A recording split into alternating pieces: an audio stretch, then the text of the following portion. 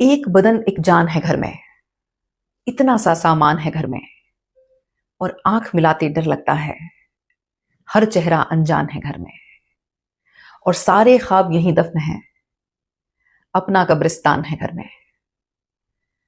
दोस्तों, कल्पना कीजिए कि हम एक ऐसे वर्क प्लेस पे ज्वाइन करते हैं जहां हमें उम्मीद है कि वहां हमारे काम को पहचान मिलेगी, हमें सम्मान मिलेगा। पर वहां हमें एक ऐसा बॉस, एक ऐसा मैनेजर मिलता है जो बात बात पे हमें इंसल्ट करता है। तब हम क्या करेंगे?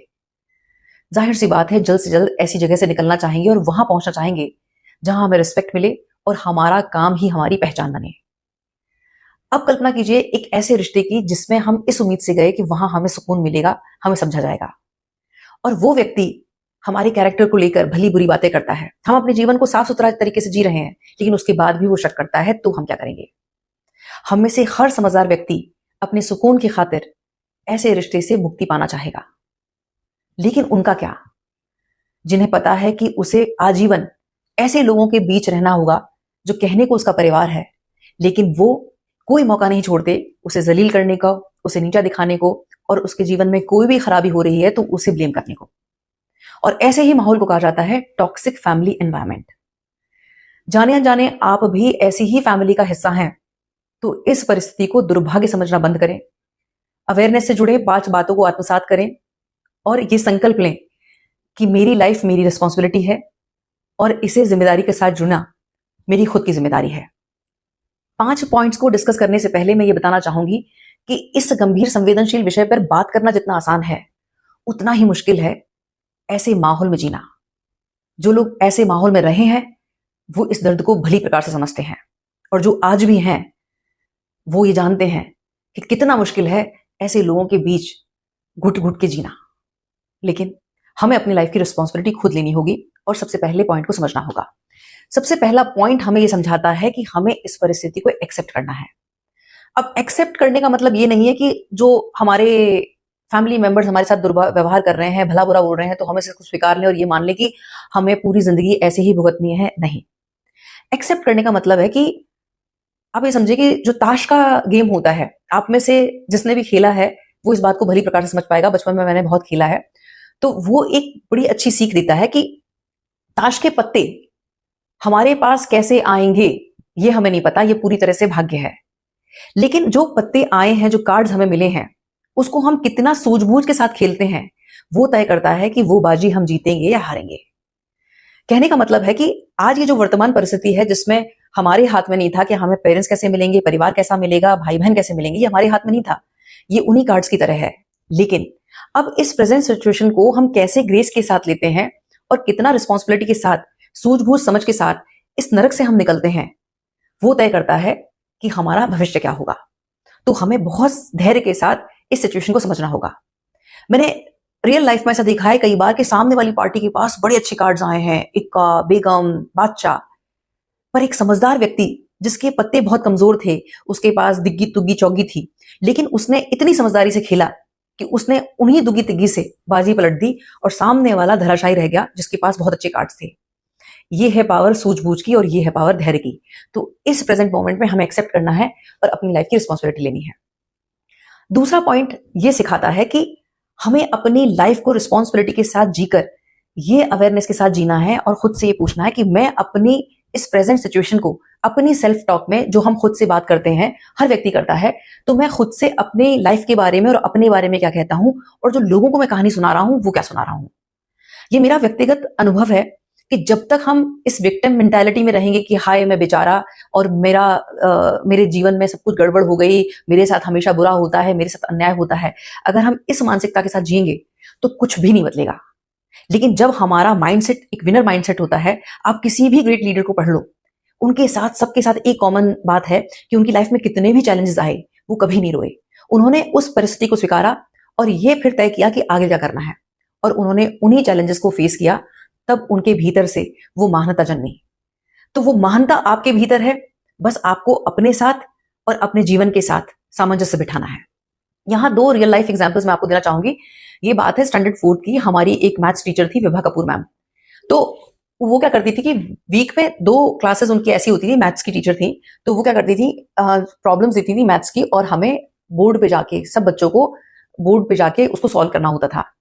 आप ये देखो कि हर क्लास में 3 तरह की कैटेगरी होती है। पहले बच्चे वो हैं जो एवरेज हैं, ज्यादातर बच्चे जो होते हैं वो एवरेज होते हैं। कुछ ऐसे होते हैं जो सिर्फ पासिंग मार्क्स लाते हैं, और तीसरे वो होते हैं जो कम होते हैं, वो ब्रिलियंट होते हैं। और टीचर को पता होता है कि कौन कैसी कैटेगरी में आता है। तो होता ये था, हम लोग जो मेरी कैटेगरी थी वो एवरेज थी, मैथ्स और साइंस मुझे बहुत डराता था। तो हमेशा वो जो टीचर थी हमें बहुत इजी क्वेश्चन दिया करती थी ब्लैक बोर्ड पे सॉल्व करने के लिए। बहुत सालों तक मुझे ये गलतफहमी रही कि वो टीचर हमें बहुत पसंद करती थी, हम उसके फेवरेट थे, इसीलिए वो हमें हमेशा मैथ्स के बहुत इजी प्रॉब्लम्स को सॉल्व करने को देती थी। और जो हमारी क्लास के ब्रिलियंट बच्चे थे वो मैम को पसंद नहीं थे, इसलिए सबसे ज्यादा टफ जो इक्वेशंस थी उनको सॉल्व करने को दी जाती थी। जबकि फैक्ट ये था कि मैडम से कुछ भी नहीं छुपा था। मैम इस बात को भली प्रकार से जानती थी कि किसका क्या स्तर है, कौन किस इक्वेशन को, कौन किस प्रॉब्लम को कैसे फेस कर सकता है, कैसे उसको सॉल्व कर सकता है। तो जो क्लास के 3-4 बच्चे थे वो ब्रिलियंट थे, इसीलिए सबसे टफ जो सवाल थे उन्हें दिए जाते थे, और वो ग्रेस के साथ उसको सॉल्व करते थे, और हम सब बैठ के तमाशा देखते थे। हमारे लिए वो सब कुछ बहुत आश्चर्य वाली बात थी।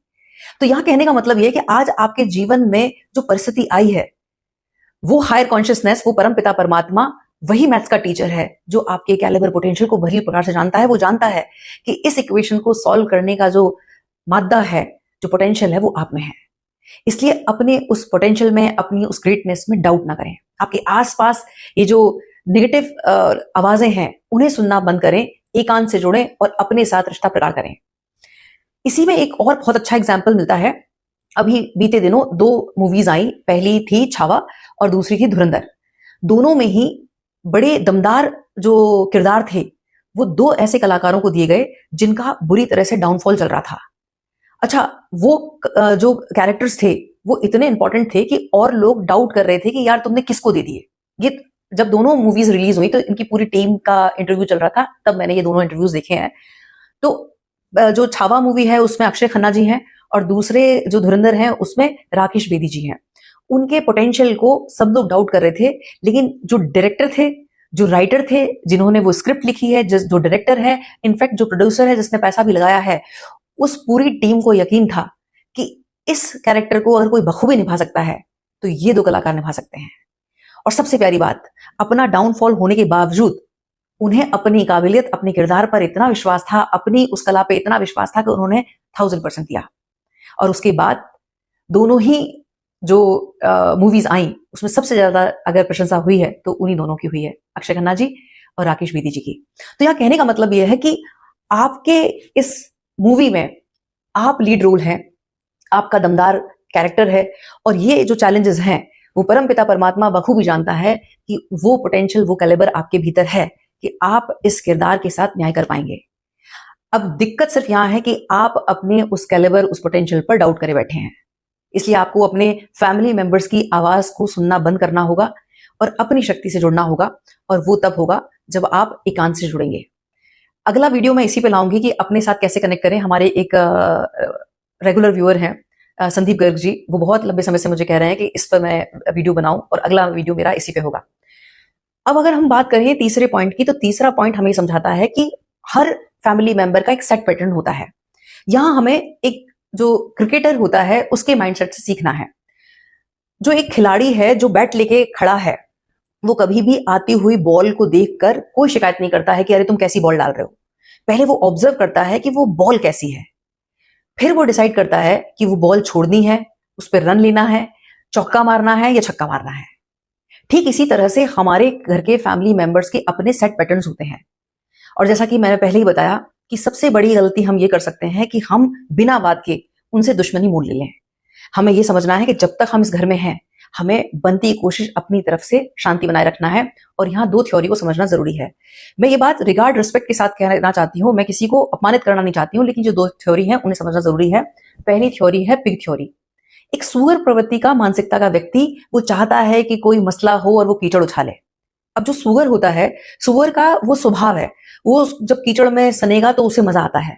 लेकिन एक आम व्यक्ति पर जब कीचड़ उछलता है तो उसे तकलीफ होती है, चाहे वो कीचड़ उछाले चाहे उस पर कीचड़ लगे, उसको बाद में रिग्रेट होता है, गिल्ट होता है। तो कई बार होता है कि वो ऐसे ट्रिगर करेंगे कि जिस पर हमारे ऊपर वो छींटे आएंगे, और कई बार हम भी इतने ट्रिगर हो जाएंगे कि हम भी उनके साथ उस विवाद में उलझ जाएंगे। लेकिन हमें खुद को ये रिमाइंडर देना है, याद दिलाना है कि नहीं, मुझे इसका पार्ट नहीं बनना है।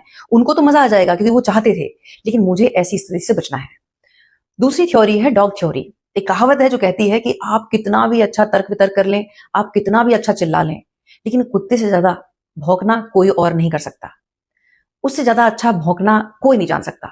तो हमें, अगर हमारे फैमिली का कोई ऐसा मेंबर है जिसे बात बात पे कलेश करना है, गाली गलौज करनी है, उस माहौल को नर्क बनाना है, तो ऐसी जगह हमें बनती कोशिश है कि हम उस जगह से पर्याप्त दूरी बनाएं और कोई आर्ग्यूमेंट में ना फंसे, क्योंकि ऐसे व्यक्ति का ईगो बूस्ट होता है, क्योंकि वो चाहता ही है कि उसे उस तरह का माहौल मिले और उसकी जीत हो।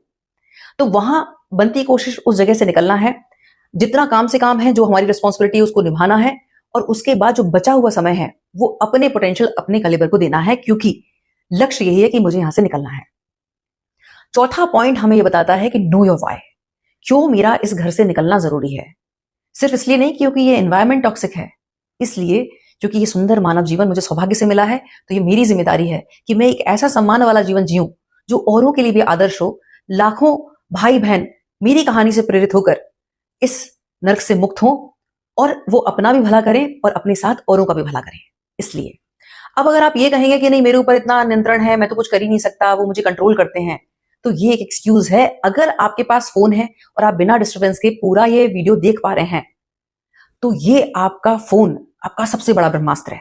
इसको एंटरटेनमेंट की दृष्टि से देखना बंद करें कि रील्स स्क्रॉल हो रही हैं और वीडियोस देख रहे हैं या वीडियो गेम खेल रहे हैं, तो नहीं।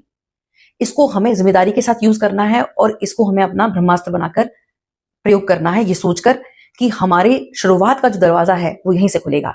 आप यहां से जो इंफॉर्मेशन गैदर कर सकते हैं, जो आपको करना है, तो यहां से आप शुरू करें और आगे का रास्ता अपने आप बनता है, अपने आप खुलता है। ये एक यूनिवर्सल ट्रुथ है, इसको जितना जल्दी समझ लेंगे आप सुखी हो जाएंगे। पांचवा और अहम, इस बात की जिम्मेदारी लें कि आप अपनी कहानी किसे सुना रहे हैं और वो व्यक्ति आपको क्या राय दे रहा है।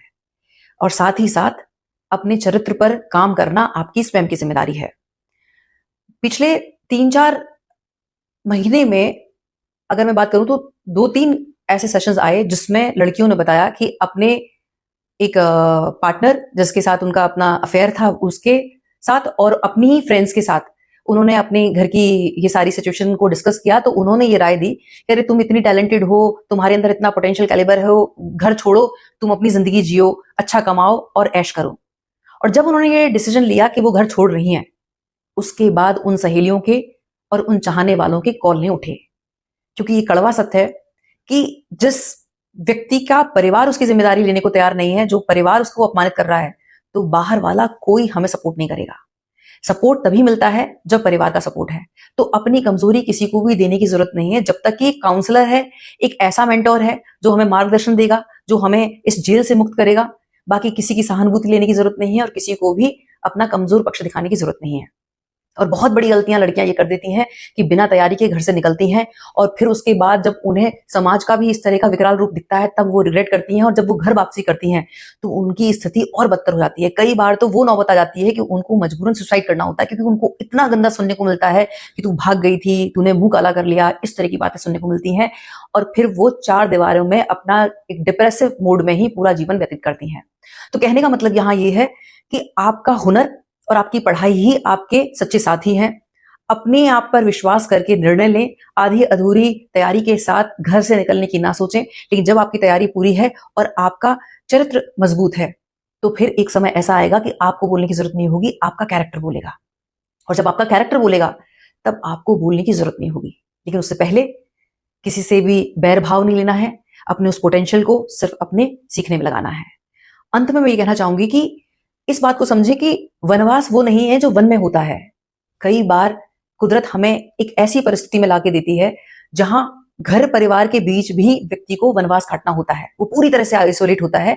लेकिन एक समझदार व्यक्ति जब इस अकेलेपन को एकांत में तब्दील करके अपना सच्चा साथी बन जाता है, फिर उसका यही अकेलापन उसकी सबसे बड़ी ताकत होती है और वही उसे इतिहास रचने में हेल्प करता है। विचार कीजिए, अपनी लाइफ की रिस्पॉन्सिबिलिटी लीजिए। बहुत बहुत आभार, नमस्कार, जय श्री राम।